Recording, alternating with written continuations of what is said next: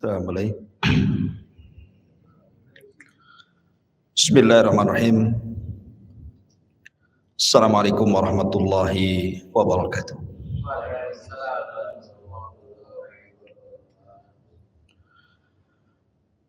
Alhamdulillah. Wassalatu wassalamu ala Rasulillah wa ala alihi wa sahbihi wa mawalah wa la hawla wa la quwata illa billahi wa ba'd.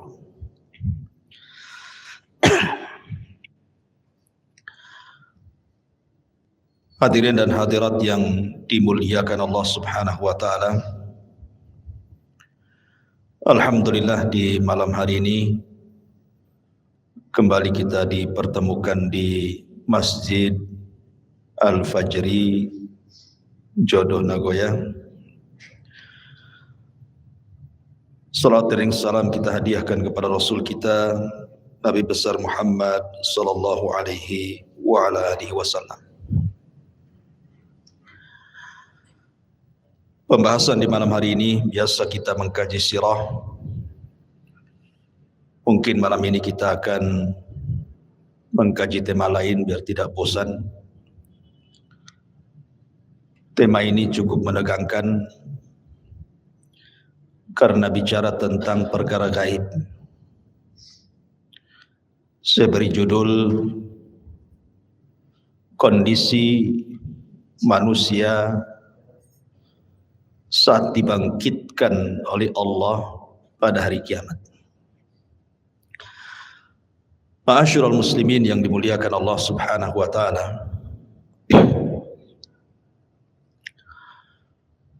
Kita tahu bahwa salah satu yang wajib diimani adalah beriman dengan adanya hari akhir.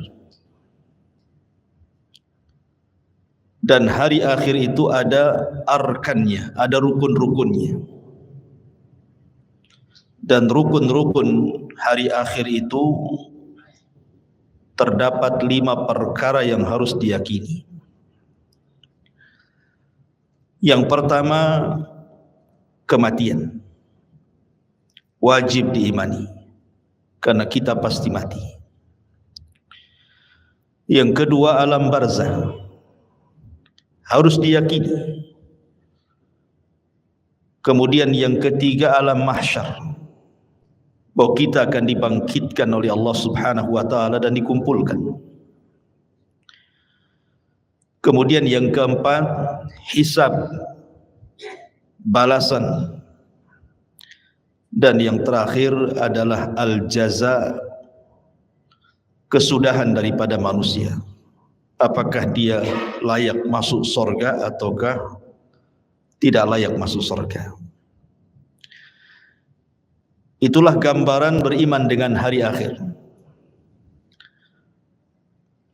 Ma'asyiral muslimin yang dimuliakan Allah Subhanahu wa taala. Kita tahu bahwa ketika diutusnya Nabi sallallahu alaihi wasallam menjadi nabi dan rasul,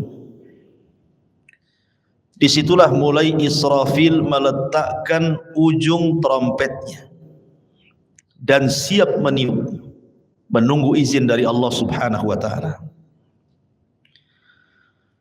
Kenapa Israfil baru meletakkan moncong sangkakalanya saat diutusnya Nabi sallallahu alaihi wasallam? Karena Nabi kita adalah akhirul anbiya, akhir dari seluruh para nabi. Dan kita adalah akhir al-umam, akhir dari seluruh umat. Artinya tidak ada nabi setelah Nabi Muhammad sallallahu alaihi wasallam dan tidak ada umat setelah umat Rasul sallallahu alaihi wasallam. Setelahnya kiamat. Makanya Nabi sallallahu alaihi wasallam ketika suatu hari tidak nyenyak tidur, tidak enak makan, merenung, sahabat heran dan bertanya. Maka Nabi sallallahu alaihi wasallam menjawab, bagaimana mungkin aku bisa nikmat hidup, nikmat tidur, nikmat makan, nikmat minum dan begitu seterusnya, faqad iltaqama sahibul qarni qarnan. Sementara malaikat Israfil, pemilik sangkakala itu, siap meniupkan trompetnya. Kapan diizinkan Allah, maka dia akan tiupkan itu. Tetapi keadilan Allah Subhanahu wa taala, setiap perkara itu ada muqaddimahnya. Allah Subhanahu wa taala tidak langsung mengkiamatkan alam semesta ini, tapi ada muqaddimahnya yang disebut dengan alamat kiamat kubra. Ada alamat-alamat kiamat besar. Tentu sebelumnya ada alamat-alamat kiamat kecil. Tapi mendekati kiamat ini yang muncul tanda-tanda alamat besar, dan itu jumlahnya 10 tanda. Kalau terjadi 10 tanda ini, maka habislah alam semesta. Secara ringkas, yang pertama munculnya Dajjal. Kemudian yang kedua, turunnya Isa ibn Maryam. Kemudian yang ketiga, munculnya Ya'juj wa Ma'juj. Ini 3 alamat pertama. Kemudian 3 alamat pertengahan, munculnya dukhan. Maksudnya dukhan itu asap yang tebal, yang sangat hitam pekat yang ada di langit. Kemudian setelahnya munculnya matahari dari arah barat. Kemudian setelahnya munculnya binatang dari perut bumi yang disebut dengan dabatun minal ar. Binatang melata bisa bicara, yang menstempel mukmin dan kafir. Ini 3 alamat pertengahan. Maka alamat yang terakhir, 3 gempa. Gempa dari arah barat, gempa dari arah timur, dan gempa di Jazirah Arab, dan ditutup dengan api yang menggiring manusia dari Aden Yaman, dikumpulkan di Syam. Disitulah kiamat dibangkitkan. Inilah 10 tanda kiamat besar. Orang-orang yang beriman tidak akan merasakan tentang adanya kiamat besar, karena orang-orang yang beriman itu sebelum Israfil meniupkan sangkakalanya sudah diwafatkan oleh Allah Subhanahu wa taala dengan cara dikirim angin yang sangat-sangat dingin, kemudian menerpa setiap ketiak orang yang beriman walaupun punya iman sebiji zarah, maka akan wafat dengan angin itu. Sehingga tidak ada yang hidup kala itu kecuali orang yang paling jahat, yang paling buruk, yang paling kafir, yang paling syirik kepada Allah Subhanahu wa taala. Nabi SAW bersabda, la taqumus sa'ah illa ala syiraril khalqi. Tidak akan tegak hari kiamat kecuali tegak kepada manusia yang paling buruk yang ada di permukaan bumi. Ma'asyiral muslimin yang dimuliakan Allah Subhanahu wa taala, ketika Allah Subhanahu wa taala izinkan Israfil untuk meniupkan sangkakalanya, maka apa yang terjadi? Al-qari'atu mal qari'ah. Wa ma adraka mal qari'ah? Yauma yakunun nasu kal farashil mabthus. Al-qari'ah itu adalah suara yang keluar dari trompet moncong sangkakala yang ditiup Israfil. Itulah al-qari'ah, diambil dari al-qar, suara yang bisa memecahkan gendang-gendang manusia, dan suara yang bisa mewafatkan semua manusia yang hidup kali itu. Maka sekali tiupan, dan itu menunjukkan kemurkaan Allah Subhanahu wa taala, karena tidaklah mungkin Allah menghancur-hancurkan alam semesta kecuali karena kemurkaannya. Maka kiamat itu karena kemurkaan Allah Subhanahu wa taala. Maka disitulah kita lihat dalam ayat-ayat Al-Quran di mana wa idzan nujumun tasyarat, bintang dijatuh-jatuhkan, wa idzal biharu fujirat, kemudian lautan ditumpah-tumpahkan airnya, kemudian wa idza zulzilatil ardu zilzalaha, kemudian bumi digempa-gempakan. Ma'asyiral muslimin yang dimuliakan Allah Azza wa Jalla, Anda bisa bayangkan ketika terjadi tsunami Aceh, itu hanya sebagian kecil laut yang ngamuk gitu ya, yang marah karena kemarahan Allah Subhanahu wa taala. Dalam hitungan menit bisa menghancurkan bangunan dan melenyapkan banyak nyawa. Itu baru sebagian kecil laut. Ketika terjadi gempa di Jogja, dalam hitungan menit bangunan-bangunan roboh menimpa manusia, bangunan hancur, jiwa-jiwa melayang, dan begitu seterusnya. Begitu juga peristiwa gempa di Lombok, dan saya saksikan sendiri karena saya ke sana. Satu kabupaten rata dengan tanah. Ma'asyiral muslimin yang dimuliakan Allah Azza wa Jalla, ini bagian kecil dari bumi. Bagaimana karena Allah Subhanahu wa taala mengatakan idza zulzilatil ardu zilzalaha. Allah Subhanahu wa taala mengidhafahkan zilzal kepada ha, zilzalaha. Allah tidak katakan zilzalan.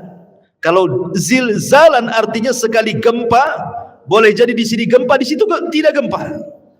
Tapi ketika zilzal kemudian diidhafahkan kepada ha yang kembali kata ganti ini kepada bumi, artinya satu bumi gempa. Kalau sudah satu bumi gempa, mau lari kemana? Kalau gempa di Batam bisa lari ke Tanjung Pinang, gempa di Tanjung Pinang bisa lari ke Medan, kan gitu. Tapi kalau di Medan gempa, Tanjung Pinang gempa, Batam gempa, semua daerah gempa, lah mau lari kemana? Maka saat itu tidak ada yang bisa lari, karena di mana-mana gempa.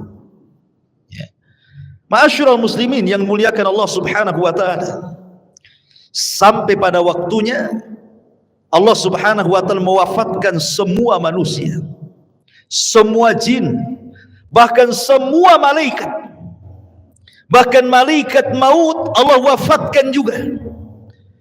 Ketika malaikat maut ditanya, man baki, siapa yang tersisa dari malaikat yang hidup? Kata malaikat maut, tidak ada kecuali abdukal fakir, hambamu yang fakir ini. Maka Allah mengatakan, maut, mati kamu. Sampai malaikat pencabut nyawa pun mati.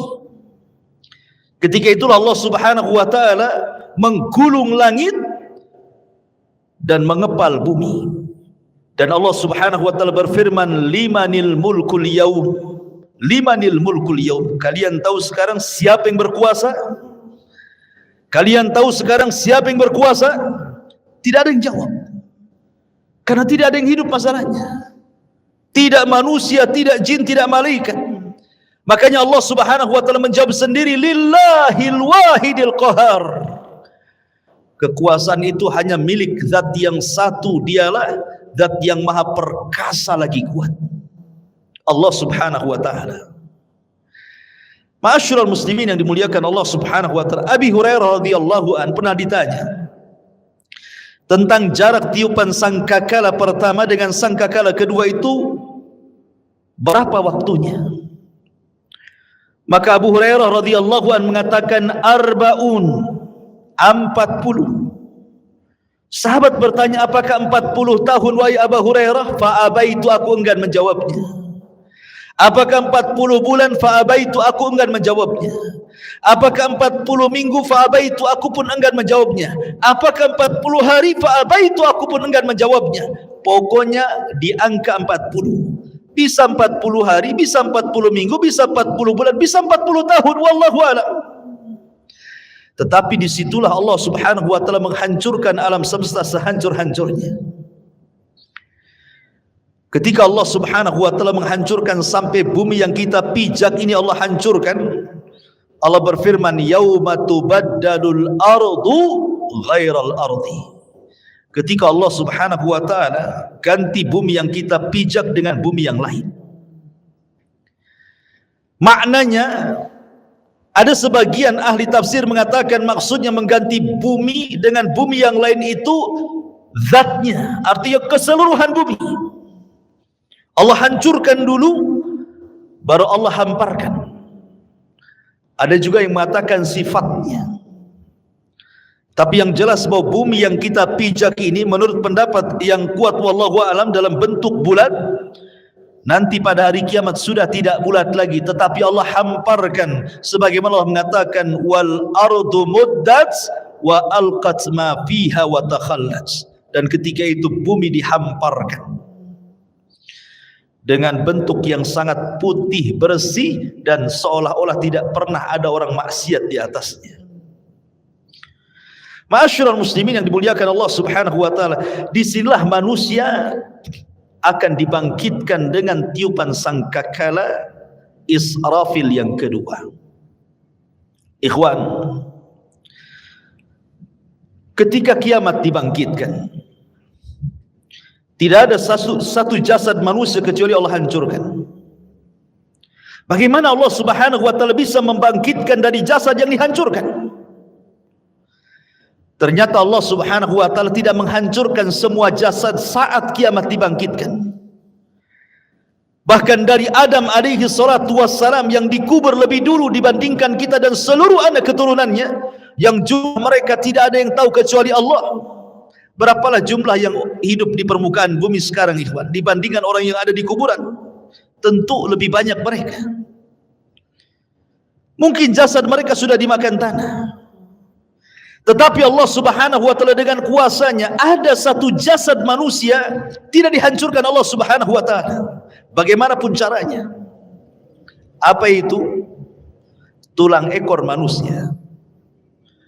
Tulang ekor manusia walaupun kecil itu tidak akan dihancurkan walaupun dikiamatkan bumi ini. Kenapa? Karena dari tulang ekor itulah kita dibangkitkan oleh Allah Subhanahu wa taala. Jasad boleh hancur tapi tulang ekor tidak hancur. Jasad boleh hancur tapi roh tidak hancur. Ruh tetap Allah Subhanahu wa taala letakkan di mana? Kalau ruhnya orang-orang yang beriman Allah letakkan fil illiyin, di tempat yang paling mulia, yang paling tinggi. Tapi kalau ruhnya orang kafir diletakkan di tempat yang paling rendah, di dasar bumi yang paling rendah, yang paling dasar. Lah ketika tiupan sangkakala yang kedua, Allah Subhanahu wa taala berfirman, wa akhrajatil ardu athqalaha. Dan kami keluarkan beban-beban isi bumi ke permukaan. Wa alqat ma fiha wa takhallat. Dan kami lempar beban bumi dan semua ada di permukaan bumi. Tentu setelah bumi diganti dengan bumi yang baru. Ini jasad, belum ada ruh. Dan bagaimana Allah Subhanahu wa taala bisa membangkitkan dari tulang ekornya? Dalam hadis yang sahih Allah Subhanahu wa taala mengirimkan hujan, karena asal kehidupan itu dari air, dan kami jadikan air itu segala sesuatu bisa hidup, kan itu. Wa ja'alnal ma' kulla syai'in hayyin. Kami jadikan air itu segala sesuatu hidup. Maka Allah akan hujani itu bumi itu. Ketika setiap tulang ekor tersentuh dengan air hujan tersebut, maka semua terlempar ke permukaan, kemudian Allah ciptakan kembali jasad yang sudah hancur itu. Di situ Allah Subhanahu wa taala katakan wa idzan nufusu zuwizat. Ketika Allah lesatkan setiap ruh-ruh yang diletakkan di illiyin kalau dia ruhnya mukmin, dan roh-roh yang ada di sijin kalau dia kafir munafik, dilesatkan semuanya. Subhanallah, tidak ada yang tertukar. Ruh masuk ke jasad-jasadnya yang pernah dia tempati di bumi, semua akan melesat di situ. Disitulah terjadi dalam akidah ahli sunnah wal jamaah sebagai yaumul ba'thi wan nusyur, hari kebangkitan, di mana manusia akan dibangkitkan di situ. Bagaimana kondisi mereka dibangkitkan? Allah Subhanahu wa taala menyamakan kebangkitan manusia di padang mahsyar itu dengan dua binatang. Pertama dengan laron dan yang kedua dengan belalang. Adapun dengan laron, Allah Subhanahu wa taala berfirman, Al-qari'atu mal-qari'ah, wa ma adraka mal-qari'ah, yauma yakunu an-nasu kal farash. Farash itu artinya laron yang berhamburan. Tetapi dalam ayat yang lain Allah mengatakan kal jaradil muntashir, seperti belalang-belalang yang berterbangan. Satunya laron berhamburan, satunya belalang berterbangan. Apa bedanya? Menurut ulama akidah, adapun ketika Allah Subhanahu wa taala menyamakan hari kebangkitan itu manusia seperti laron, itulah permulaan kebangkitan. Di mana ketika manusia bangkit, ikhwan, manusia itu tidak tahu harus kemana. Karena padang pasir itu la ma'lama fi, tidak ada tanda sama sekali. Karena tanah itu putih bersih, tidak ada tanda sama sekali. Ketika di dunia banyak tanda, ini desa, ini kecamatan, ini ibu kota, ini gang, ini jalan, ini lorong, dan begitu seterusnya. Ini kota, ini desa, ini hutan. Di dunia ada maklam, ada tanda. Tapi di akhirat tidak ada tanda. Masalahnya, Anda mau lari kemana? Mau cari rumah siapa? Sementara ketika Allah Subhanahu wa taala ganti bumi itu datar, tidak ada yang meninggi, tidak ada yang merendah, tidak ada gunung, tidak ada bukit, tidak ada lembah, semua datar. Kenapa Allah ciptakan seperti itu? Supaya menampung manusia sejak zaman Adam sampai yang terakhir mati. Kalau sekarang bumi dalam bentuk sekarang dibangkitkan sejak Adam sampai sekarang, mungkin bumi tidak akan cukup. Karena ada tempat-tempat yang tidak layak dihuni, kan gitu. Tetapi ketika bumi didatarkan, tidak ada yang meninggi, tidak ada yang merendah, tidak ada gunung, tidak ada bukit, tidak ada lembah, semua orang bisa bangkit di situ. Ma'asyiral muslimin yang dimuliakan Allah Azza wa Jalla, ketika awal bangkit itulah Allah mengatakan seperti laron. Antum perhatikan laron, apabila ada lampu datang laron. Laron ini kalau terbang tidak ada aturan. Nabrak kawannya, tiba-tiba besoknya sudah sayapnya bertebaran di mana-mana, jatuh sana kemari, kan? Begitulah kondisi laron. Itulah awal kebangkitan. Manusia lari ke sana, lari ke sini, tidak tahu kemana harus dituju. Nabrak sana, nabrak sini. Baru setelah kemudian ada panggilan di satu titik, agar mereka mendekati kepada panggilan yang Allah Azza wa Jal perintahkan malaikat untuk memanggil, barulah mereka tertib mengarah ke satu titik. Itulah yang disebut dengan jaradil muntashir, seperti belalang. Karena belalang ini kalau terbang bersama koloninya, dia jelas kemana arahnya. Makanya Allah Subhanahu wa taala menyebutkan dengan dua binatang, belalang dan laron. Baru ke satu titik. Ma'asyiral muslimin yang dimuliakan Allah Subhanahu wa taala, di sini ada peristiwa yang luar biasa. Saat terjadi kiamat, ikhwan, semua bintang dan galaksi dijatuhkan dan ditubruk-tubrukan, kecuali dua bintang yang tidak dijatuhkan. Pertama matahari dan bulan tidak dijatuhkan. Justru matahari yang tidak mungkin berjumpa dengan bulan. Karena ketika terbenamnya matahari muncul bulan, ketika bulan kemudian terbenam muncul matahari. Tidak mungkin bulan berjumpa dengan matahari. Tapi nanti pada hari kiamat Allah katakan wa jumi'asy syamsu wal qamar. Allah gabungkan matahari dan bulan jadi satu. Inilah makhluk yang Allah Subhanahu wa taala kemudian diletakkan di atas kita 1 mil pada hari kiamat. Sampai rawi hadis ragu-ragu tentang bahasa mil dalam hadis itu. Apakah mil itu maknanya jarak? Ya, ada meter, ada kilo, ada mil. Ataukah mil itu alat untuk bercelak yang hanya 1 jengkal di atas kepala? Wallahu alam, kata perawi hadis ini. Anggaplah 1 mil itu di atas kepala itu maksudnya mil jarak. Itu saja ikhwatu fiddin sudah luar biasa panasnya. Apalagi kalau di atas kepala. Padahal di dunia ini Allah Subhanahu wa taala sudah berikan keadilan kan. Di mana matahari diletakkan pada porosnya, disesuaikan dengan daya kehidupan manusia. Sehingga manusia tidak terlalu kedinginan, tidak terlalu kepanasan. Allah letakkan persis di porosnya. Kalau seandainya matahari yang di porosnya ini mendekat sedikit ke bumi, terbakar bumi. Kalau seandainya matahari di porosnya menjauh dari bumi, bekulah bumi. Makanya Allah letakkan itu supaya tidak beku dan tidak terbakar, pas di tempatnya. Tetapi Allah Subhanahu wa taala pada hari kiamat Allah kumpulkan matahari dan bulan. Walaupun kesudahannya matahari dan bulan ini kemana? Dimasukkan ke dalam jahannam. Sampai sahabat bertanya, Rasul, apa dosa matahari? Kenapa dimasukkan ke dalam jahannam? Maka Rasul mengatakan, dimasukkan matahari dan bulan bukan berarti dua makhluk ini berdosa, tidak. Tetapi ingin membuktikan bahwa keduanya bukan Tuhan. Biar para penyembah bintang di bumi, para penyembah matahari dan bulan tahu bahwa matahari dan bulan itu bukan Tuhan. Makanya dipendamkan ke neraka.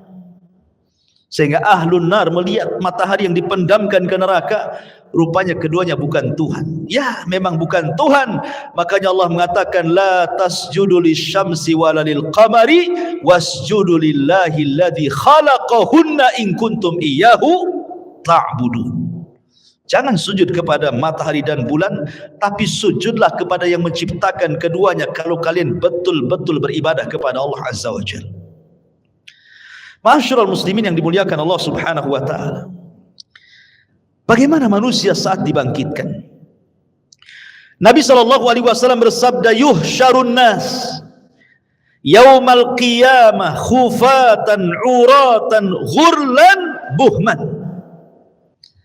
Aisyah radhiyallahu anha menceritakan, nanti pada hari kiamat manusia akan dikumpulkan khufatan, tanpa beralas kaki. Anda bisa bayangkan saat matahari di siang hari kemudian memanasi aspal yang ada di jalan-jalan. Coba Anda jalan tanpa alas kaki, rasakan panasnya. Atau di gurun pasir gitu ya. Bagaimana orang bisa berjalan di dunia saja tanpa alas kaki, bagaimana pula di akhirat matahari didekatkan? Begitu panasnya kaki ini ketika mijak bumi itu kan. Kemudian kata Rasul sallallahu alaihi wasallam, khufatan uratan, tanpa ada baju lengket di badan. Tidak pakai baju, tidak pakai celana. Tidak ada yang menyelimuti badannya, satu helai kain pun tidak ada di badannya. Bayangkan matahari dekat tuh. Kita saja ya kan itu ya, apabila telanjang di tengah matahari terik siang-siang itu panasnya luar biasa. Ini telanjang bulat. Kemudian kata Nabi sallallahu alaihi wasallam, khufatan uratan ghurlan, kembali tidak dikhitan. Waktu kita dikhitan, kita dibuang kulit, kemaluan kemudian entah berantah kulit itu. Tapi Allah akan kembalikan lagi ke setiap jasad manusia. Untuk apa? Lidiqqatil hisab, kata para ulama, supaya hisabnya betul-betul komplit. Sampai kepada masalah kulit kemaluan pun harus nempel, supaya betul-betul dihisab ya. Kemudian yang terakhir kata Rasul, ghurlan, tanpa bawa harta di badan. Artinya tidak bawa harta di badan itu ya tidak bawa apa-apa ya. Kalau di bumi ini antum pamannya safar bawa dompet gitu kan masih tenang lah tuh ya. Tetapi jangan lagi dompet, jangan lagi kartu ATM, pakaian pun tidak, celana pun tidak, celana dalam pun tidak. Lalu apa yang dibanggakan pada hari kiamat, ikhwan? Itu menunjukkan bahwa Allahu aghniya wa nahnul fuqara. Allah itulah zat yang kaya, kita ini fakir ya. Karena nggak ada bawa apa-apa. Apa yang mau dibanggakan pada hari kiamat? Dibangkitkan itu semua akan sama. Baik para raja yang dibangkitkan seperti itu, para menteri yang dibangkitkan seperti itu, orang-orang kaya yang dibangkitkan seperti itu, orang miskin juga sama. Semua sama. Tidak ada yang dibanggakan pada hari itu di hadapan Allah Subhanahu wa taala, dan tidak ada yang disombongkan pada hari itu. Ma'asyiral muslimin yang dimuliakan Allah Subhanahu wa taala. Ada sebuah hadis yang dikeluarkan Imam Muslim. Nabi SAW mengatakan, yub'atsu kullu 'abdin 'ala ma mata 'alaihi. Manusia akan dibangkitkan pada hari kiamat sesuai dengan kondisi saat dia mati. Walaupun sebagian ulama hadis mengatakan bahwa hadis ini maksudnya dibawa ketika sakaratul maut. Bahwa manusia itu saat kematiannya disesuaikan dengan kebiasaan hidupnya, gitu maksudnya. Kalau kebiasaan hidupnya dia baik, insya Allah akan diwafatkan dengan cara husnul khatimah. Kalau kebiasaan hidupnya jahat, bisa saja dia diwafatkan dalam su'ul khatimah. Tapi ada juga yang mengatakan dari kalangan muhaddithin bahwa hadis ini berbicara tentang kebangkitan. Manusia itu akan dibangkitkan sebagaimana saat dia mati. Makanya Nabi SAW, kenapa ketika orang-orang yang haji itu, yang masih menggunakan kain ihram, kemudian qadarullah meninggal, kata Nabi SAW, suruh dikafani dengan ihramnya kan? Karena dia akan bangkit pada hari kiamat, dan dia akan menggunakan pakaian itu sambil mengucap labbaik Allahumma labbaik. Kemudian ketika Nabi SAW menguburkan para syuhada, mereka tidak dimandikan, tidak dikafankan, tidak disolatkan, langsung dimasukkan ke dalam liang lahat dengan pakaian mereka yang masih berlumuran darah, karena mereka akan dibangkitkan seperti itu, dan darah-darah mereka menjadi saksi syuhada mereka. Dan saat dikubur, maka malaikat mungkar dan nakir tidak akan bertanya soal siapa Tuhanmu, siapa nabimu, apa agamamu. Kenapa? Karena kata Nabi SAW, kafa, cukuplah bibariqatis suyuf, kilatan-kilatan pedang saat jihad, fitnah bagi dia, sehingga tidak ada fitnah kubur lagi. Ma'asyiral muslimin yang dimuliakan Allah Azza wa Jalla. Bahkan pada hari kiamat, Abu Sa'id Al-Khudri radhiyallahu anhu mengatakan, nanti pada hari kiamat ada orang-orang yang diseret dengan wajahnya. Subhanallah. Kita di bumi berjalan dengan kedua kaki, tapi nanti saat dibangkitkan ada manusia-manusia berjalan kakinya di atas, kemudian wajahnya diseret, wajahnya di bawah, jalan dengan kepalanya. Sahabat bertanya, ya Rasulullah, wahai Rasul, kok ada orang yang seperti itu? Maksudnya kok bisa, bukankah di dunia dia berjalan dengan kakinya? Maka Nabi mengatakan, alaysa alladhi amshahu ala rijlaihi fid dunya qadiran ala an yamshiyahu ala wajhihi yaumal qiyamah.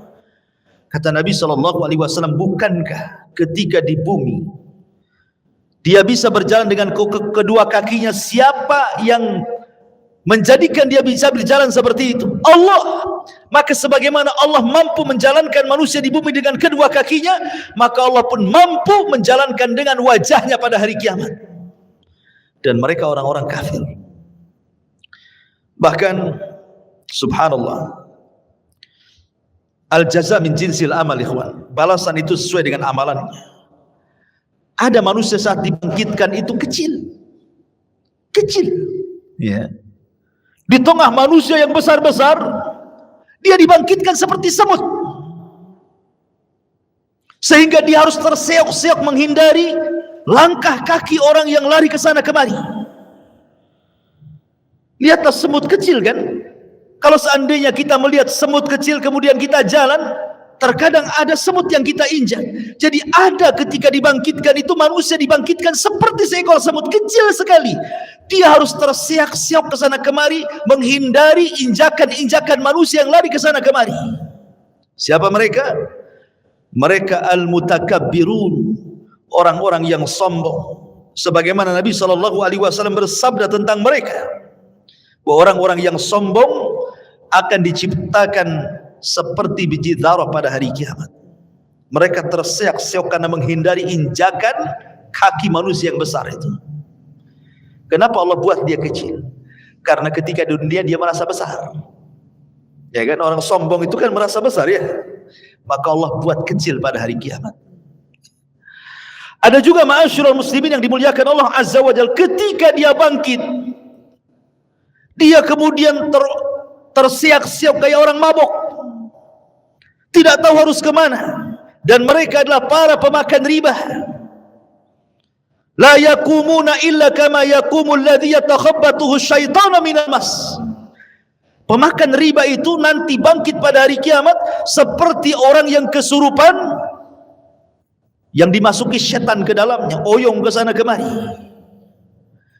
Ada juga kata Nabi SAW, orang yang dibangkitkan itu buta, padahal di dunia dia melihat, sehingga dia kemudian mengatakan, Rabbi lima hasyartani a'ma wa qad kuntu basira.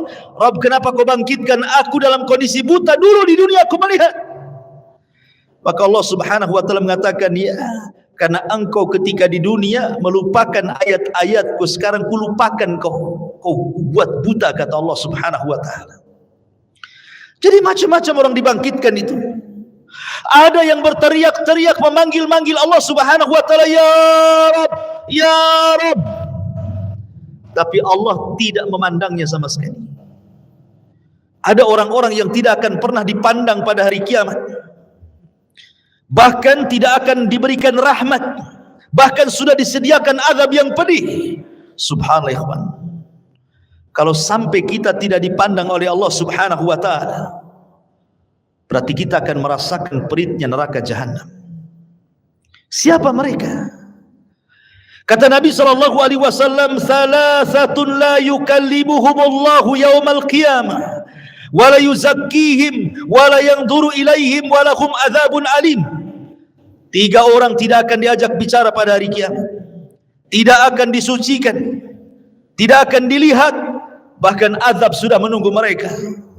Pertama, syekhun zani, sudah tua tapi suka berzina, menunjukkan akhlaknya buruk. Kemudian yang kedua, malikun kadzab, raja pendusta, penguasa para pendusta, mendustakan rakyatnya. Wa'ilun mustakbir, sudah miskin sombong pula dia. Kemudian juga Rasul mengatakan, salasatun la yukallimuhumullahu yaumal qiyamah. Ada juga orang-orang yang tidak akan diajak bicara oleh Allah Subhanahu wa taala, tidak akan disucikan, tidak akan dilihat. Bagi mereka azab yang pedih. Al-musbil, orang yang melembrehkan pakaiannya di bawah mata kaki. Al-mannan, orang yang suka mengadu domba ke sana kemari. Al-munfik sil'atahu bil halifil kadhib, seorang pedagang untuk melariskan dagangannya berdusta dengan sumpah kepada Allah Azza wa Jalla. Mereka tidak akan diajak bicara, mereka tidak akan dilihat oleh Allah Subhanahu wa taala. Termasuk juga rajulun ata rajulan au imra'atun fi duburi, atau seseorang laki-laki yang melakukan homoseksual, tidak akan diajak bicara, tidak akan disucikan, tidak akan dilihat oleh Allah. Atau seorang laki-laki yang berhubungan lewat dubur istrinya, tidak akan diajak bicara, tidak akan disucikan, bahkan tidak akan dilihat oleh Allah Subhanahu wa taala. Termasuk juga imra'atun la tashkuru li zawjiha, istri yang tidak pernah bersyukur kepada suaminya. Istri yang tidak pernah bersyukur kepada suaminya. Apabila suaminya mendatangkan banyak kebaikan, hanya satu kesalahan, dia bisa mengatakan engkau tidak pernah berbuat baik. Bersyukur kepada suaminya. La yanzurullah ila imra'atin la tashkuru li zawjiha. Allah tidak akan melihat kepada seorang wanita yang tidak pernah syukur kepada suaminya. Jadi ada orang-orang yang tidak akan dilihat Allah. Dia panggil-panggil ya Rabb, ya Rabb. Allah tidak peduli dengan orang itu. Bahaya ikhwan, kalau sampai tidak dilihat oleh Allah Subhanahu wa taala. Lah ketika itu ma'asyiral muslimin, maka Allah Subhanahu wa taala mulai pisah-pisahkan manusia itu. Awalnya kan berkumpul tuh, jadi satu. Sejak zaman Adam sampai yang terakhir mati terkena trompet sangkakala Israfil. Dibangkitkan semuanya. Di situ masih kumpul para nabi, para syuhada, para siddiqin, para salihin, orang awamnya. Dari mulai zaman Adam sampai yang terakhir masih satu di padang mahsyar itu. Baru Allah pisah-pisahkan di situ. Apa kata Allah Subhanahu wa taala? Kata Allah Subhanahu wa taala, "Hei, siapa yang di antara kalian ketika di dunia menjadi para pemimpin yang adil, keluar kalian. Kemari. Berdirilah di bawah arsy Allah Subhanahu wa taala, kalian mendapatkan naungan." Kemudian dia panggil lagi, "Hei orang-orang yang ketika di dunia hatinya terikat dengan masjid, kemari keluar dari situ. Di sini kalian mendapatkan naungan dari arsy Allah Subhanahu wa taala." Kemudian dipanggil lagi, "Hai orang-orang yang ketika di dunia suka berinfak sampai tangan kirinya tidak tahu diinfakkan tangan kanannya, shadaqatus sir. Kemari keluar. Kamu harus bergabung di sini. Kau mendapatkan naungan arsy Allah Subhanahu wa taala." Kemudian juga dipanggil yang lainnya, "Wahai anak muda yang ketika di dunia menjaga kehormatannya, tidak mau berzina karena takut kepada Allah, keluar, gabung di sana. Di sana kau mendapatkan naungan arsy Allah Subhanahu wa taala." Termasuk kalian yang saling mencinta karena Allah, membenci karena Allah, keluar, gabunglah kau di situ. Itulah yang disabdakan Nabi sallallahu alaihi wasallam, "Sab'atun yudhilluhumullahu fi dhillihi yauma la dhilla illa dhilluh." 7 orang yang akan mendapatkan naungan di hari yang tidak ada naungan kecuali naungan Allah Subhanahu wa taala. Mereka akan dikeluarkan, ya, akan dikelompokkan sesuai dengan amalan mereka, gitu maksudnya. Termasuk ahli sedekah, karena sedekah itu as-sadaqatu, bahwa sedekah itu akan mendapatkan naungan pada hari kiamat. Ma'asyiral muslimin yang dimuliakan Allah Subhanahu wa taala, lalu berapa waktu mereka harus tinggal di padang mahsyar itu? Ulama mengatakan bahwa mereka akan tinggal di padang mahsyar itu 50 alfasana, 50.000 tahun. Tentu 50.000 tahun ini berlaku kepada orang-orang kafir, berlaku kepada orang-orang munafik dan orang-orang mujrim. Tapi orang-orang yang beriman tidak. Hisab mereka cepat. Kenapa? Karena usianya juga pendek.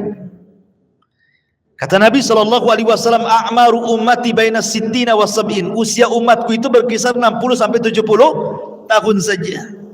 Karena usianya pendek, hisabnya pun cepat. Tapi kalau umat dulu kan usianya lama-lama, sehingga hisabnya juga lama. Makanya orang-orang yang beriman, mereka akan tinggal di padang mahsyar itu cuman setengah hari. Tapi setengah harinya kehidupan akhirat. Berapa setengah harinya kehidupan akhirat? Allah mengatakan, "Inna yauman inda rabbika ka alfi sanatin mimma ta'udun." Satu hari kehidupan akhirat bila dibandingkan dengan kehidupan dunia sama dengan 1000 tahun. Berarti setengah harinya 500 tahun. Jadi orang-orang yang beriman akan tinggal 500 tahun saja.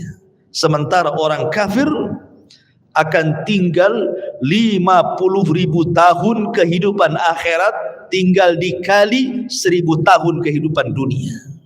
Berapa lama mereka harus tinggal di situ, ikhwan? Begitulah Allah Subhanahu wa taala hendak mengadili mereka seadil-adilnya. Ma'asyiral muslimin yang dimuliakan Allah Azza wa Jalla. Jadi manusia itu dibangkitkan dengan berbagai macam gaya. Makanya Allah mengatakan ashtatan liyurau a'malakum. Ashtat, ya. Ashtat itu artinya bangkitnya macam-macam. Ya, tadi ada yang buta, ada yang oleng gitu ya. Ada yang kepalanya di atas, kepalanya di bawah, kakinya di atas gitu ya. Ada yang kemudian pincang jalannya, macam-macam orang itu dibangkitkan. Kemudian habis itu dikelompok-kelompokkan, ahli sedekah dengan ahli sedekah, ahli Quran dengan ahli Quran, ahli solat dengan ahli solat, dan begitu seterusnya. Ma'asyiral muslimin yang dimuliakan Allah Azza wa Jalla, disinilah banyak peristiwa. Banyak peristiwa yang akan dilalui. Apa saja peristiwa setelah kematian itu? Kalau boleh saya singkat, nanti saya bentangkan sedikit. Yang pertama sudah saya jelaskan, kebangkitan. Yang kedua, hasyar, pengumpulan manusia di padang mahsyar. Kemudian yang ketiga, al-haud, telaga. Manusia akan minum dari telaga. Kemudian yang keempat, syafaat. Syafaatul uzma. Orang meminta syafaat kepada para nabi. Kemudian yang kelima, dimulai hisab. Kemudian yang keenam, barulah kemudian diterbangkan catatan. Baru ada yang mengambil dengan tangan kanan, tangan kiri dan di belakang punggungnya. Kemudian yang nomor 7, barulah ada mizan, timbangan. Kemudian yang nomor 8, barulah kemudian jahanam didatangkan, kemudian jembatan diletakkan di bawah jahanam. Di atas jahanam, bawahnya jahanam, itulah titian siratal mustaqim. Jisrun mamdudun fawqa jahannam. Sebuah titian, bawahnya jahanam. Kemudian manusia akan lewat di titian itu. Kemudian yang nomor berapa? 9. Manusia akan kumpul di kontor. Disinilah akan terjadi kisos. Tapi kisosnya sesama orang yang beriman. Tapi kalau kisosnya sesama orang kafir sebelum titian siratal mustaqim. Baru setelah di kontor, barulah mereka akan berjubel di pintu-pintu sorga. Baru setelah itu, tidak ada yang bisa membuka pintu sorga kecuali Nabi SAW. Baik, kita urai sedikit. Tadi sudah jelaskan, yang pertama hari kebangkitan, manusia dibangkitkan, kemudian dikumpulkan. Ketika manusia tertidur dan cukup lama, kemudian terbangun, pasti yang Anda rasakan akan merasakan haus yang luar biasa. Iya kan? Kalau tidur lama gitu kan, bangun pasti pengen minum. Seperti Anda juga pengen minum. Gitu ya. Bismillah, minum dulu. Masya Allah. Jadi ketika mereka kehausan ini, maka mereka mencari air. Setiap para nabi Allah Subhanahu wa taala sudah berikan telaga. Likullin nabi haudun. Setiap nabi diberikan telaga. Dan telaga yang paling besarlah telaga Nabi kita Muhammad sallallahu alaihi wasallam. Maka umat Rasul sudah diarahkan ke masing-masing nabinya. Termasuk kita umat Islam diarahkan kepada telaga nabi kita. Telaganya sangat besar. Airnya putih, lebih putih dibandingkan susu, kata Rasul. Lebih manis dibandingkan madu. Dan satu kali minuman tidak akan haus selamanya. Dan tidak akan rebutan karena gelasnya sejumlah bintang yang ada di langit, kata Nabi. Dan orang yang pertama dibolehkan minum, merekalah orang-orang Ansar dari kalangan sahabat Nabi SAW. Lah kenapa tidak muhajirin? Bukankah muhajirin adalah as-sabiqunal awwalun? Mereka lah yang awal-awal masuk Islam, baru kemudian Ansar kan gitu. Kenapa di akhirat orang yang pertama minum orang Ansar dulu baru muhajirin, terbalik? Ya. Karena orang Ansar diberikan kesabaran ketika di dunia. Mereka tidak pernah mencicipi kekuasaan. Khulafaur Rasyidin semua dari muhajirin. Abu Bakar muhajirin, Umar muhajirin, Uthman muhajirin, Ali muhajirin, Hasan bin Ali muhajirin. Ganti ke kekuasaan kerajaan. Raja yang pertama Muawiyah ibn Abi Sufyan muhajirin. Runtuhnya Bani Umayyah, berdiri Bani Abbasiyah, semua dari Mekah muhajirin. Semua kekuasaan itu dari muhajirin. Orang Ansar itu tidak pernah jadi raja. Mereka jadi rakyat. Makanya kata Nabi SAW, sabarlah kalian. Kalian akan mendapatkan nanti raja-raja yang zalim. Boleh jadi mungkin yang menguasai kalian itu raja-raja zalim. Tapi kesabaran kalian akan mendapatkan hasil sampai kalian menemui aku di mana? Di telagaku, kata Nabi. Makanya mereka orang yang pertama minum. Orang-orang Ansar atau penduduk Yaman yang awal-awal masuk Islam, baik dari kalangan manusia atau kalangan jinnya. Ya. Baru setelah itu Muhajirin. Baru setelah itu para ulama. Baru setelah itu umumnya umat Rasul, sampai yang terakhir datang sekelompok umat Rasul hendak minum. Tiba-tiba dihalau para malaikat, tidak boleh. Nabi SAW kasihan dan mengatakan, ummati itu umatku, biarkan wahai malaikat, biar dia minum. Tapi kemudian Rasul diberitakan bahwa mereka tidak layak minum. Kenapa? Ya Muhammad, innaka la tadri ma ahdatsu ba'daka innahum ghayyaru wa baddalu. Wahai Muhammad, engkau tidak tahu apa yang terjadi sepeninggalmu. Mereka itu sudah merubah ajaran-ajaranmu. Mereka itu sudah menjauhi sunnah-sunnahmu. Mereka tidak layak minum dari telagamu. Makanya ulama mengatakan orang yang tidak akan minum dari telaga Rasul, pertama orang murtad, tidak akan minum. Yang kedua orang munafik, tidak akan minum. Yang ketiga orang yang mereka selalu menyelisih sunnah Rasul dari kalangan ahli bidah. Kemudian yang keempat para murtakib al-kabair, orang-orang yang senantiasa terus melakukan dosa besar. Mereka tidak layak minum dari telaga Nabi SAW. Ya. Padahal ikhwan, meminum dari telaga Rasul itulah yang menentukan nasib kita saat di padang mahsyar. Karena ketika matahari didekatkan, kita merasa haus. Sementara Rasul mengatakan siapa yang meminum satu teguk saja dia tidak akan haus selamanya, kan? Artinya bisa meringankan beban saat matahari didekatkan sebenarnya. Baru setelah kemudian mereka minum, ada yang tidak. Kemudian mereka berkumpul lagi di padang mahsyar, dibiarkan oleh Allah Subhanahu wa taala. Dengan matahari didekatkan, kemudian keringat dicucurkan, sampai-sampai keringatnya membanjiri, sampai kalau seandainya ada perahu dijalankan, perahu bisa jalan di keringatnya. Karena ada yang tenggelam selutut, ada yang tenggelam sepusat, ada yang tenggelam sedada, ada yang tenggelam telinga, ada yang tenggelam betul-betul dengan keringatnya sesuai dengan amalannya. Ya. Ma'asyiral muslimin, ini menakutkan karena kumpulnya mereka saja sudah menakutkan. Kenapa menakutkan? Karena ketika di kuburan saja mereka sudah takut. Kan kalau orang-orang yang beriman masuk kuburan itu dibentangkan surga, ya kan? Ketika dia sanggup menjawab pertanyaan malaikat, siapa Tuhanmu? Allah. Siapa Nabimu Muhammad? Apa agamamu? Islam. Allah akan mengatakan dari langit, an sadaqa abdi, hambaku telah benar. Kalau begitu, bentangkan pintu dari sorga, hantarkan makanan, hantarkan minuman, hantarkan pakaian, hembuskan angin dari sorga supaya wangi kuburannya. Kan itu artinya dia bisa melihat sorga di kuburan.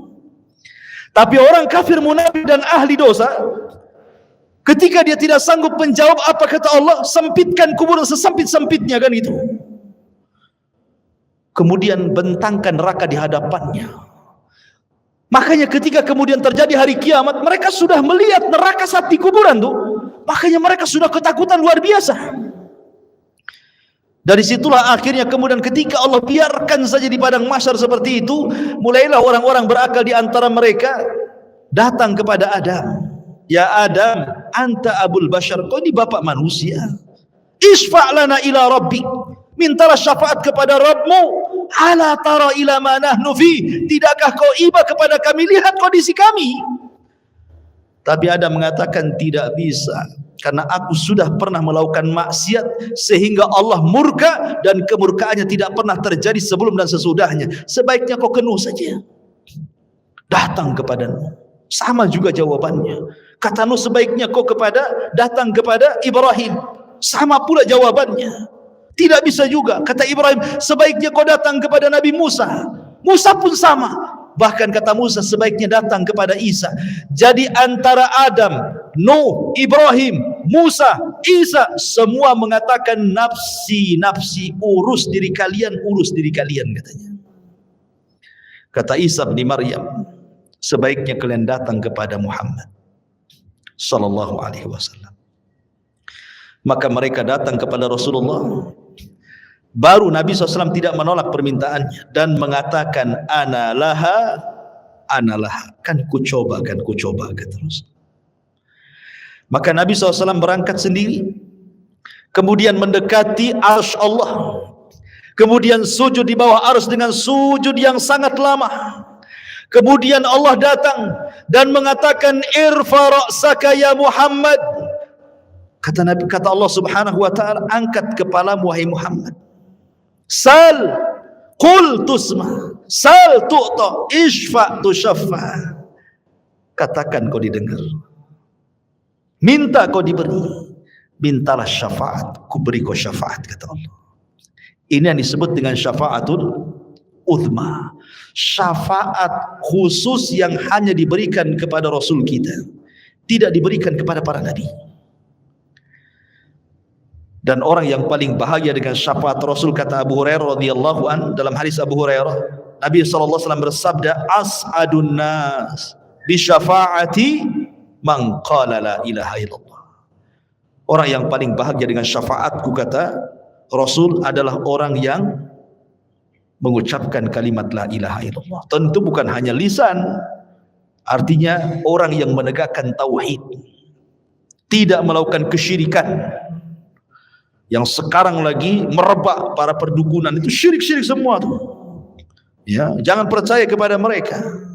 Kalau harus percaya kepada dukun, percayalah ke dukun urut, kan ini. Jelas-jelas ngurut dia kan.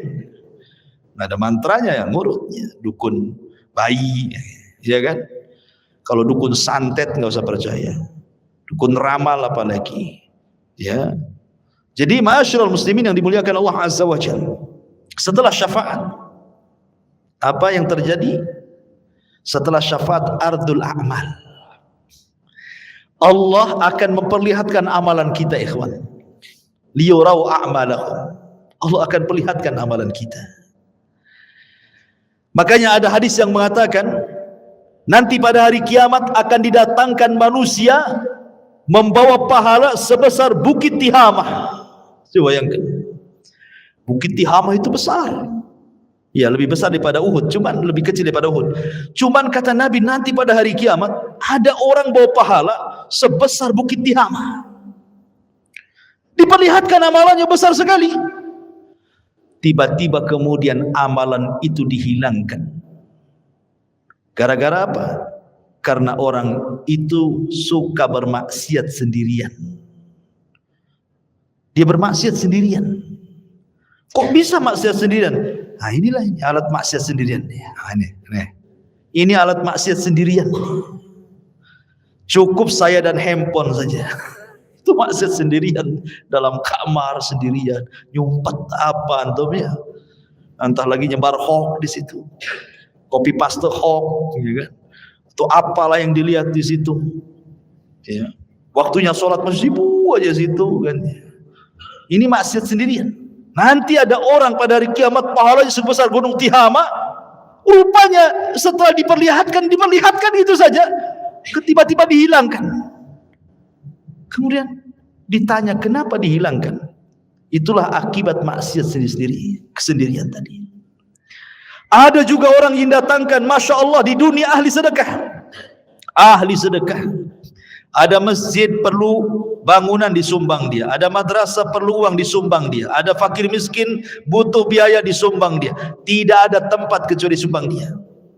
Dipanggil oleh Allah, diperlihatkan amalan dia di dunia, dibuat layar tancap, seolah-olah dia diingatkan, tuh kamu tuh waktu di dunia itu, tuh kamu bawa uang ke masjid ini, kau bawa uang ke masjid itu, kau bawa uang ke panti asuhan ini. Diperlihatkan amalannya di dunia. Kemudian Allah mengatakan, betul itu kamu tuh yang jalan ke sana kemari? Oh iya, dengan bangganya. Itu saya, wahai Allah. Ya. Kemudian Allah mengatakan, untuk apa kau amalkan itu? Maka dia mengatakan, saya bersedekah untukmu ya Rabb. Kata Allah, kadzabta, dusta kamu. Kadzabta, dusta kamu. Engkau bersedekah itu supaya engkau dianggap dermawan. Engkau bersedekah itu supaya engkau dianggap pemurah. Engkau bersedekah itu supaya dipuji manusia. Kadzabta, dusta kamu. Akhirnya malaikat bawa ini seret dia ke neraka.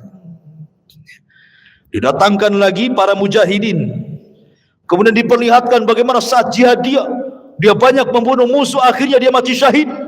Diperlihatkan sama Allah itu, betul kamu itu? Oh iya, itu saya wahai Rabb. Apa yang melakukan? Ustushhidu fik, aku mati syahid karenamu ya Rabb. Kata Allah, kadzabta, dusta. Itu bukan. Kau ini perang hanya supaya orang menganggap kau pahlawan saja, kau pemberani, supaya dikenang orang. Tidak. Kadzabta, dusta kamu. Seret, masukkan dia ke neraka. Didatangkan lagi orang pakar Quran, alim bil Quran. Sehari-harinya dia baca Quran, dia ajarkan Al-Quran, dia baca Quran, dia tegak kepada Allah dengan Al-Quran. Diperlihatkan, betul kamu itu yang semalaman salat dengan membaca Al-Quran? Oh iya, itu saya wahai Rabb, katanya. Untuk apa kau lakukan? Oh, qara'tu fikal Quran, aku baca Quran untukmu ya Rabb. Kadzabta, dusta kamu. Kamu membaca Quran itu supaya manusia menganggap kau qari, ahli pakar Quran, hebat dalam Quran, dan begitu seterusnya. Kadzabta, dusta kamu. Seret ke neraka. Jadi ada orang-orang yang diperlihatkan amalannya, itu disebut ardul a'mal namanya. Baru setelah ardul a'mal masuk pada perkara hisab. Ikhwan, hisab ini mencakup pertama orang kafir, kedua orang munafik, ketiga orang yang beriman. Adapun orang kafir ada yang mengatakan tidak dihisab. Apa yang mau dihisab? Amalannya sudah lebur-lebur. Makanya Allah mengatakan a'maluhum karamadin istaddat bihi, amal mereka sudah habis, ludas di dunia saja nggak diterima. Lalu apa yang mau dihisab? Ada yang berpendapat tidak akan dihisab orang kafir, langsung ke jahanam. Tapi ada juga mengatakan tetap dihisab, hanya sekedar formalitas untuk menunjukkan keadilan Allah Subhanahu wa taala. Ya. Orang munafik lebih jahat dibandingkan orang kafir. Maksudnya munafik i'tiqad ya, bukan munafik amal. Apa bedanya munafik i'tiqad dengan amal? Kalau munafik i'tiqad itu zahirnya Islam, hatinya kafir. Jadi dia masuk Islam dengan badannya, keluar dari Islam dengan hatinya. Tapi kalau munafik amal ini masih muslim, dia hanya meniru sifat munafik. Kalau ngomong dusta, kalau janji khianat, itu munafik amal namanya. Beda ya. Dia tidak dikeluarkan dari Islam. Jadi munafik yang dikeluarkan dari Islam itu yang mendohirkan Islam, menyembunyikan kekufuran seperti orang-orang orientalis dan begitu seterusnya. Ya. Karena ada orang-orang misionaris yang ingin memurtadkan kaum muslimin, pura-pura masuk Islam.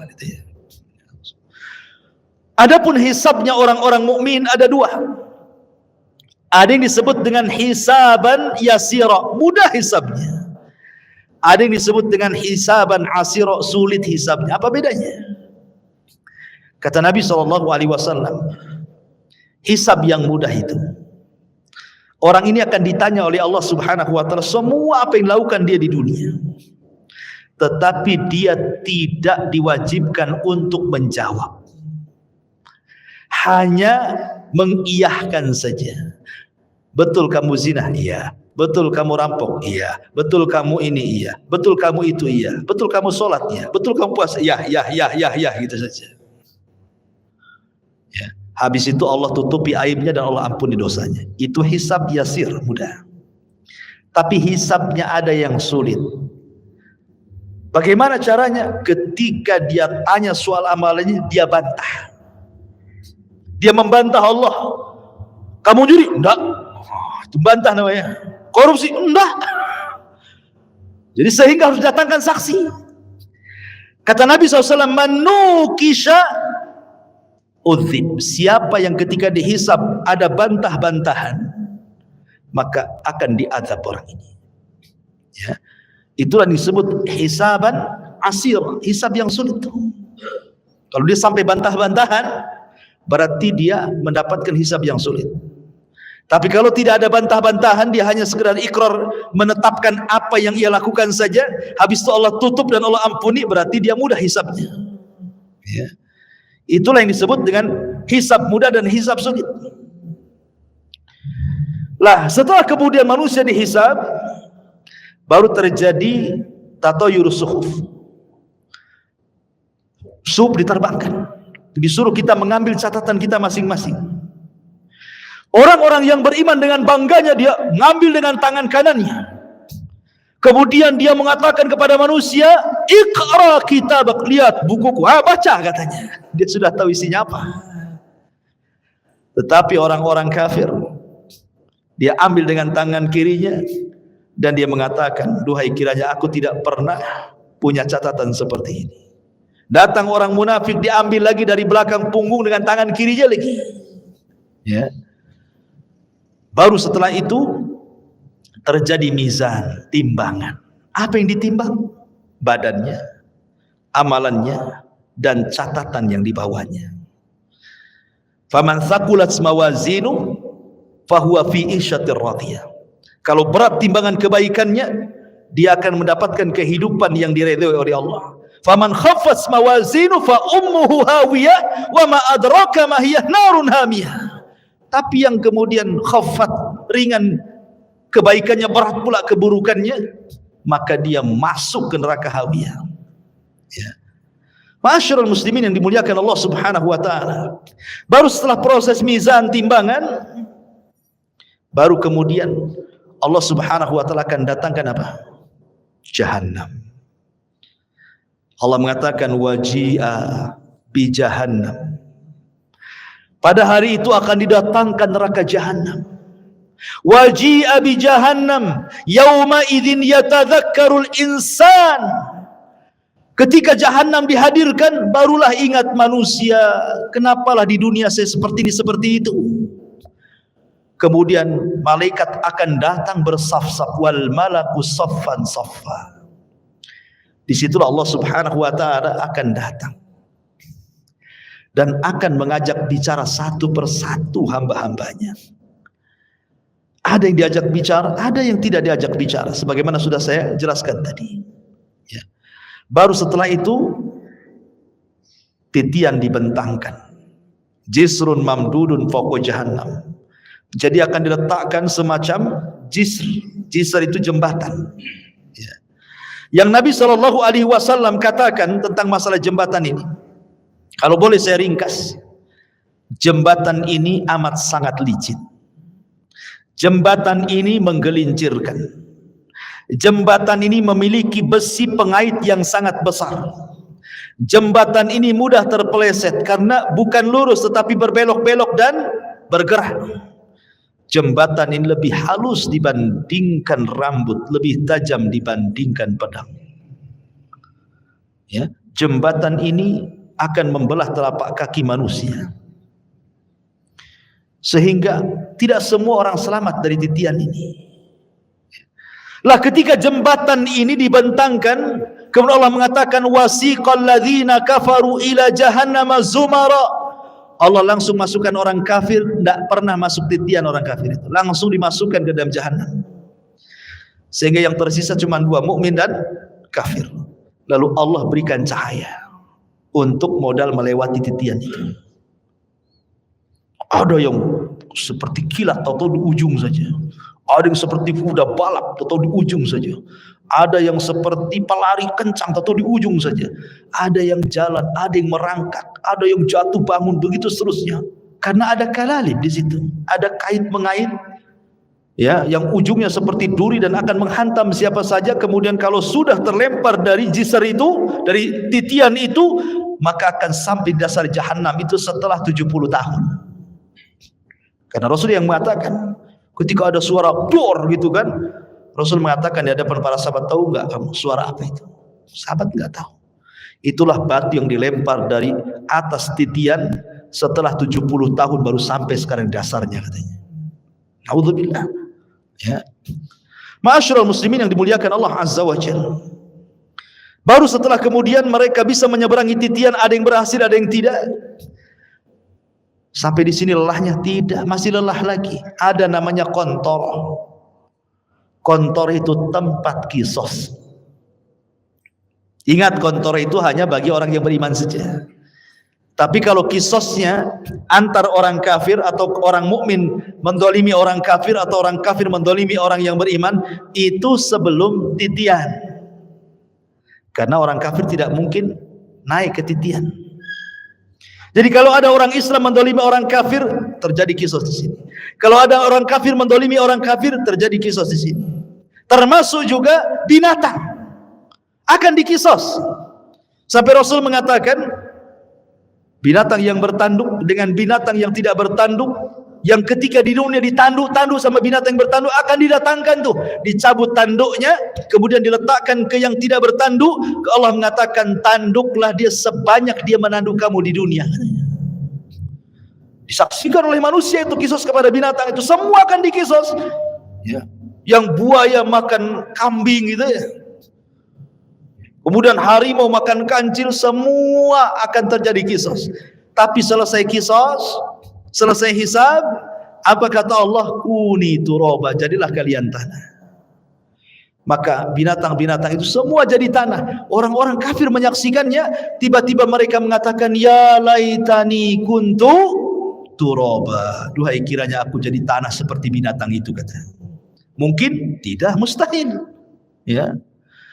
Lah ini kalau kisosnya sebelum titian ini bagi orang-orang kafir, sementara kisosnya orang-orang yang beriman setelah titian.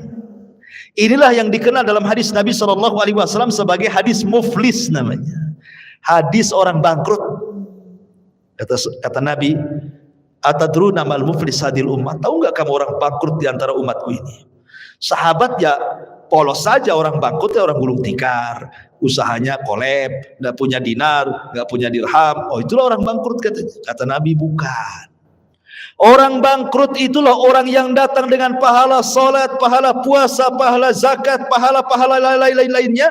Di satu waktu dia pernah mendolimi si fulan, mencaci maki, memukul si fulan, menumpahkan darah si fulan, mengambil harta si fulan, dan begitu seterusnya.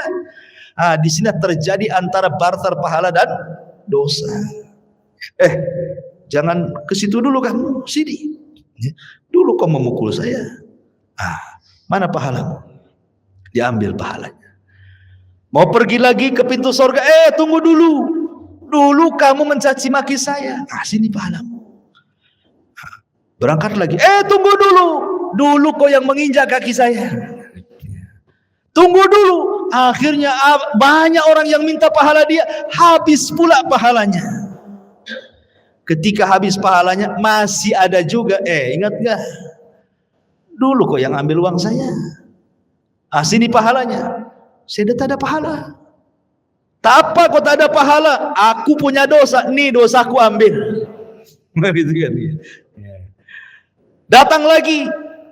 Dulu kau pernah menzalimi saya. Mana pahalamu? Tidak punya. Nggak apa-apa. Nih dosaku ambil. Bayangkan coba. Makanya Rasul mengatakan orang ini disebut orang bangkrut. Kalau ibarat pedagang itu modal habis, hutang pula numpuk. Orang ini habis pahalanya diberikan orang, dosa pula ditanggung dia, gitu maksudnya ya. Makanya disebut bangkrut orang ini. Kalau masih tersisa pahalanya, ada kesempatan masuk surga. Kalau tidak, dicemplungi lagi lah ke neraka. Di sini terjadi kisos, ikhwan, antar orang yang beriman. Bahkan yang mengeri adalah kisosnya pembunuhan. Karena awal yang pertama dihisab oleh Allah itu, kalau hak manusia adalah masalah darah. Ya. Dan itu ketika proses hisab itu, yang pertama kali hak manusia adalah darah. Tapi kalau hak Allah salat. Yang pertama dihisab kalau hak Allah adalah salat. Tapi kalau hak hamba masalah darah. Kata Abdullah ibn Abbas radhiyallahu anhu, orang-orang yang dibunuh itu akan membawa kepala, tangan kirinya diambil kepalanya. Jadi dia berjalan tanpa kepala. Walaupun ketika di dunia dibunuhnya bukan dipenggal kepalanya, mungkin diracun, mungkin dicekik, mungkin diapa gitu ya, mati. Tapi nanti pada hari kiamat orang-orang yang dibunuh tanpa kepala berjalan menghadap Allah, dan tangan kirinya membawa kepalanya sambil bercucuran darah di lehernya. Kemudian tangan kanannya membawa pembunuhnya dihadapkan kepada Allah. Kemudian dia mengatakan, ya Rabb, sal hadza lima qatalani. Ya Rabb, tanya orang ini, kenapa dia sampai membunuh? Tanya, ya. Karena pembunuhan itu kan sebagaimana sabda Rasul nanti di akhir zaman, al-qatil la yadri fi ma qatal wal maqtulu la yadri fi ma qutil. Orang yang membunuh bingung kenapa dia bisa membunuh, orang yang dibunuh lebih bingung lagi kenapa saya bisa dibunuh. Karena dalam Islam itu aturan bunuh membunuh sudah ada, qisas. Atau dia berzina dan sudah menikah, atau karena dia murtad, dijelaskan begitu ya. Tapi gara-gara rebutan parkir bunuh-bunuhan, gara-gara waris bunuh-bunuhan, gara-gara masalah sedikit utang piutang bunuh-bunuhan, ini akan terjadi kisos. Dan kisos ini akan diulang. Walaupun di dunia kisos ini berlaku, tetap akan diulang. Karena yang namanya kisos itu belum memuaskan sebuah keadilan. Walaupun sesuai dengan syariat Islam. Apalagi tidak sesuai dengan syariat Islam. Yang sesuai dengan syariat Islam saja tidak memenuhi keadilan. Contoh, si A membunuh si B, yang satu preman, yang si B ini orang soleh. Si B ini dia penopang keluarganya, yang satu ini preman. Dibunuhlah orang baik ini, kemudian datang ke mahkamah Islam, diponis qisas, dibunuh premannya, akhirnya sama-sama mati kan. Tapi bagi keluarga belum ada keadilan. Ini yang mati orang baik ya, ketika dia sudah meninggal akhirnya terputuslah nafkah ke keluarganya. Ini yang preman dibunuh lagi, yang keluarganya aja nggak suka dia preman, biarkan aja dia mati kan. Jadi belum memenuhi keadilan kan hati kita ini. Maka di akhirat diulang lagi supaya memenuhi keadilan. Makanya ketika masuk surga, kata Ibnu Utsaimin rahimahullahu taala, wa naza'na ma fi sudurihim min ghillin ikhwana, tidak ada lagi dendam, tidak ada lagi marah ya, tidak ada lagi dendam kesumat, betul-betul dihilangkan dalam hatinya. Karena sudah ada kisah 2 kali kan, ingin menghilangkan dendam kesumatnya. Ketika masuk surga semua jadi satu hati ya. Jadi terjadi kisos tuh. Kembali ke kontor. Setelah kontor itulah adalah pintu-pintu surga. Disitulah manusia berjubal di pintu-pintu surga. Kata Rasul, sayati alaikum zaman kadidu minaz ziham, akan datang waktunya manusia berdesak-desakan di pintu surga. Tidak ada yang bisa membuka pintu surga. Sampai pun Adam tidak bisa membuka pintu surga kecuali Nabi kita Muhammad SAW. Ana awal man aftatihu babal jannah. Saya orang yang pertama kali membuka pintu surga. Ketika Rasul buka pintu surga, tiba-tiba ada wanita mau mendahului masuk ke dalam surga ya. Ada perempuan lari mau mendahului Nabi masuk surga. Kata Rasul, tunggu dulu, siapa kamu?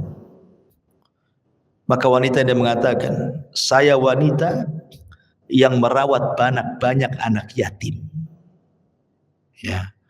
Dari sini kata para lihat bagaimana para pengkafil yatim berdua sama masuk ke dalam surga. Itulah yang dinamakan ana wa kafilul yatim fil jannati kahataini. Aku dan para perawat anak yatim itu seperti ini di surga, kata Nabi. Ya kan? Tetapi yang jelas bahwa di sini Rasul yang pertama kali masuk surga ya bukan wanita ini.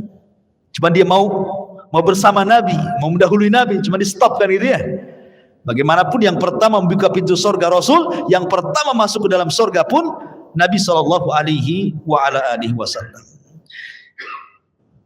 Adapun kehidupan di surga tentu kehidupan yang luar biasa, karena bagaimanapun Rasul yang mengatakan a'dadtu li ibadis salihin ma la ainun ra'at wa la udhunun sami'at wa la khatara ala qalbi bashar, gitu ya. Aku siapkan di surga itu kenikmatan yang tidak pernah dilihat mata, didengar telinga, terlintas pun tidak. Subhanallah ya. Ma'asyiral muslimin yang dimuliakan Allah Subhanahu wa taala. Lah, surga itu bertingkat-tingkat.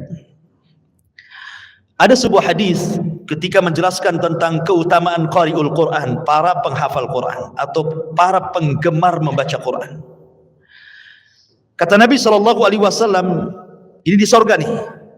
Iqra wartaq warattil kama kunta turattil fid dunya fa inna manzilataka inda akhiri ayatin taqra'uha. Kata Rasul menjelaskan nanti di surga Allah akan memerintahkan para penghafal Quran atau orang-orang yang gemar membaca Quran, bacalah.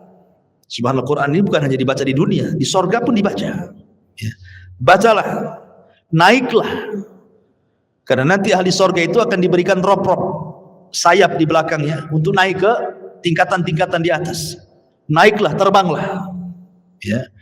Dan pelankan bacaanmu, tartilkan bacaanmu. Sebagaimana kau di dunia mentartilkan bacaan Quran, di sorga pun kau tartilkan.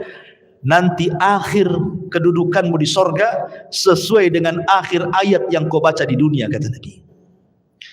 Kata Ibnu Taimiyah, Syekhul Islam Ibnu Taimiyah, ketika memberikan catatan kepada hadis ini, bahwa tingkatan di sorga itu sejumlah ayat dalam Al-Quran.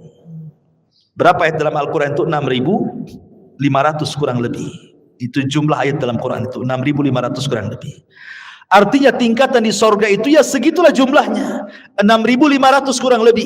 Yang 100 tingkatan disediakan oleh Allah untuk para mujahidin fisabilillah, lebihnya sesuai dengan amalannya. Berarti di sini menunjukkan bahwa sorga itu banyak, 650 lebih, 6.500 tingkatan lebih. Sementara satu sorga itu luasnya selangit dan di sebumi, dan satu tingkatan ke tingkatan berikutnya itu perjalanan 500 tahun.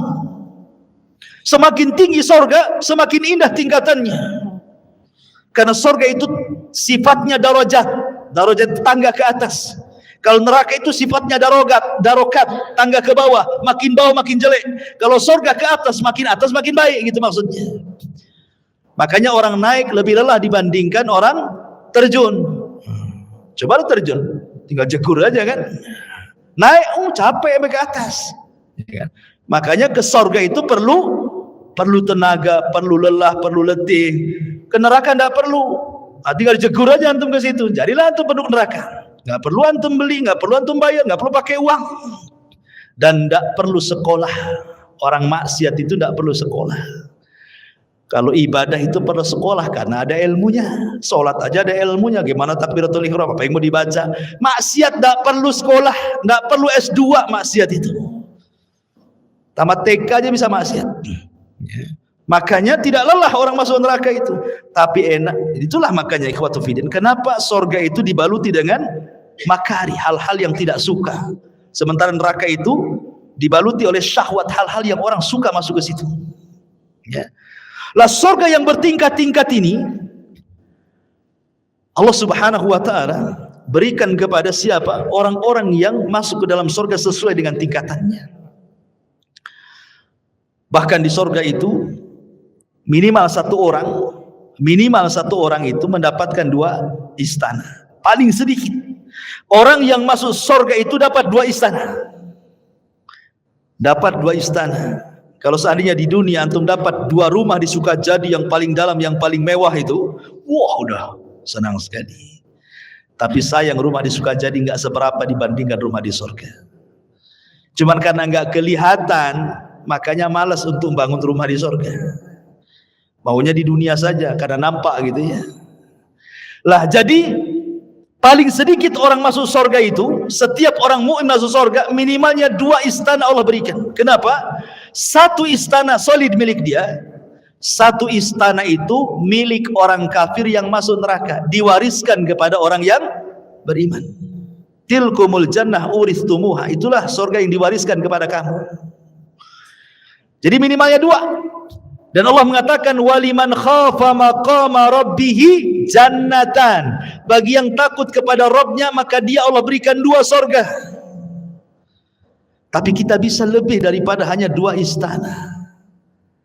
Bahkan setiap hari antum bisa menambah istana itu dengan mudah. Kata Rasul, barang siapa yang membaca Qul huwallahu ahad, Allahus samad, lam yalid walam yulad walam yakul lahu kufuwan ahad 10 kali dalam sehari semalam, banallahu lahu baitan fil jannah. Allah akan bangunkan antum istana di surga tanpa modal.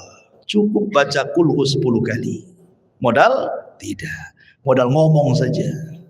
Kalau antum bangun rumah, sak jelek-jelekan di kos-kosan, keluar uang pondasi, uang bata, uang batu, uang semen, uang spandek, uang keramik, macam-macam.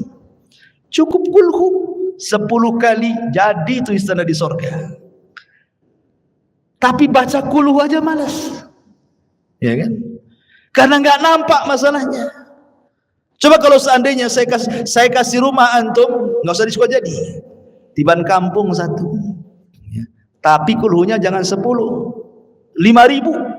Wow, langsung pada daftar tuh besoknya. Siap Ustaz, 5.000 kulhu, baca kulhu. Yang penting dapat rumah saya. Itu di dunia ya kan. 5.000 kulhu dia baca loh. Ini tidak perlu 5.000 kulhu, 10 saja dapat loh di sorga. Tidak mau baca juga. La haula wala quwwata illa billah. Jadi itulah memang namanya keimanan kepada yang gaib itu memang perlu keyakinan. Makanya kenapa dalam awal surah Al-Baqarah itu ciri orang yang bertakwa itu yang pertama kali beriman dengan gaib. Ya, yang gaib itu harus diimani. Sebab kalau tidak beriman yang gaib ya tadi akhirnya nggak yakin dengan sorga. Bukti nggak yakin dengan sorga, Allah pilih amalan-amalan yang bisa membangunkan insan di sorga, nggak juga orang tertarik. Ada bangun masjid nih. Kan bangun istan di sorga tidak harus satu masjid dia bangun. Satu sak semen pun jadi itu antum bangun rumah di sorga. Satu keping keramik pun jadi. Satu lonjor besi pun jadi. Tidak juga nyumbang. Oke ini modal Ustaz, saya tidak ada duit. Ya tadi ya nggak modal ya kulhu itu 10 kali. Tak ada modal itu. Itu aja masih susah baca kulhu. Atau yang nggak modal lagi. Salat duha 12 rakaat kata Rasulullah, banallahu qasran fil jannah. Siapa yang salat duha 12 rakaat Allah bangunkan istana di sorga. Enggak juga antum salat duha. Lalu apa lagi? Masyarul muslimin yang dimuliakan Allah, banyak amalan-amalan enggak modal. Itulah karena kurang yakinnya kita dengan perkara gaib itu. Tapi kalau soal perdukunan yang gaib-gaib yakin tuh. Datang dia. Tolong cek tangan saya, nasib saya ini gimana masa depan nih, usaha saya lancar atau enggak nih. Yakin dengan gaib yang satu ini. Masyarul muslimin yang dimuliakan Allah Azza wa Jalla. Jadi surga yang bertingkat-tingkat itu, maka tingkatan tinggi semakin baik semakin baik. Dan ingat surga itu bukan hanya sekedar istana. Ya, di situ juga ada view-nya, ada sungainya, ada tamannya, ada roof-roofnya, ada bahkan ada kamar terbuat dari kaca, bayangkan. Terbuat dari kaca, ghuraf namanya. Kamar itu persis terbuat dari kaca. Yura dhahiruha batinuha. Orang dalam melihat keluar, orang luar melihat ke dalam. Ya bahasa kita rumah kaca lah. Kan sekarang kan lihatlah rumah-rumah minimalis itu kan cantik itu kalau dikasih kaca itu kan. Di mana tuh ghuraf itu? Di atas. Kalau kita ini di dunia bangun satu bangunan di atas harus ada tiang dari bawah nopang tuh. Di sorga tak ada. Tak ada tiang ya gitu saja kamar. Ustaz gimana saya kesananya katanya. Antum pikir antum di sorga kayak apa? Terbang antum ke sana. Ya. Karena semua binatang di sorga itu, jangankan kita, binatang di sorga semua terbang. Makanya bahasa Quran itu lahmi tair. Tair itu artinya burung. Ya, daging burung gitu ya. Jadi semua binatang itu kata para ulama terbang di sorga itu. Tidak ada binatang melata kayak di bumi itu berjalan di, tidak ada, semua terbang. Antum aja terbang. Ya. Masyarul muslimin yang dimuliakan Allah. Intinya bahwa kalau cerita tentang sorga nggak ada habisnya. Kita akan terhayal ke sana. Kalau cerita neraka sudahlah Ustaz sekali aja lah. Takut katanya. Intinya bahwa inilah manusia saat kebangkitan. Mudah-mudahan ada manfaatnya. Insyaallah kita lanjutkan dan kesempatan. Subhanakallah bihamdika asyhadu an la ilaha illa anta astaghfiruka wa atubu ilaik. Allahu ta'ala alam. Assalamualaikum warahmatullahi wabarakatuh.